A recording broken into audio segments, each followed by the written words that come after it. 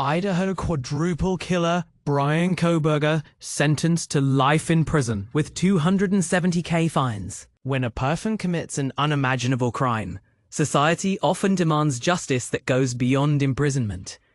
In the case of Bryan Kohberger, the man responsible for the brutal murders of 4 University of Idaho students, the legal system delivered not only multiple life sentences, but also imposed staggering financial penalties totaling $270,000. But here's where it gets even more intriguing. Could these fines serve as a way to ensure accountability long after the headlines fade? Let's dive into the details and explore what this means for both the victims' families and the convicted killer. On Wednesday, during a sentencing hearing at the Ada County Courthouse in Boise, Idaho, Judge Steven Hippler handed down a sentence that ensures Kohberger will spend the rest of his life behind bars without the possibility of parole. The severity of the punishment reflects the gravity of the crimes: 4 consecutive life terms for the murders, plus an additional decade for burglary. Yet, the judge didn't stop there. Kohberger was also ordered to pay $270,000 in fines and penalties, a figure that underscores the state's commitment to holding him accountable financially as well as criminally. For each of the 5 charges, Kohberger must pay $50,000 in fines. Additionally, he is required to provide $5,000 in civil penalties to the families of each victim. This financial burden is intended to acknowledge the profound suffering endured by those left behind. For instance, the family of Kaylee Goncalves, one of the victims, attended the plea deal hearing, visibly carrying the weight of their loss. These funds may never fully compensate for such devastation, but they represent a symbolic effort to address the emotional toll inflicted by Kohberger's actions. By Wednesday afternoon, Kohberger had been transferred to the maximum security Idaho State Correctional Complex in Xana, Idaho.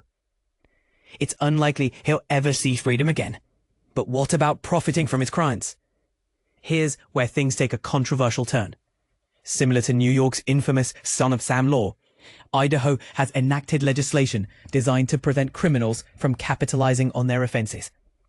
If Kohberger ever decides to share his story through books, movies, or other media, any profits would first be routed to the state treasurer and placed into an escrow account.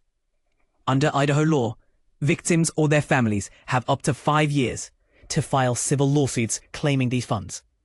If no claims are made within that timeframe, the money could theoretically revert back to the offender. Imagine the ethical debate surrounding this scenario. Should someone like Kohberger benefit financially from recounting the very acts that shattered so many lives? This question alone sparks strong opinions, and rightfully so. Adding another layer to the discussion, Idaho employs civil and criminal forfeiture laws. Though these statutes primarily target drug-related offenses rather than violent crimes. While this limits its application in Kohberger's case, it highlights the broader tools available to authorities when dealing with criminal activity tied to illicit assets. Kohberger's decision to plead guilty on July 2nd, 2025, came as part of a plea agreement aimed at avoiding the death penalty. His written confession detailed the horrific events of November 2022, when he brutally ended the lives of Madison Mogen, Kaylee Goncalves, Xana Kernodle, and Ethan Chapin, all young adults whose futures were tragically cut short.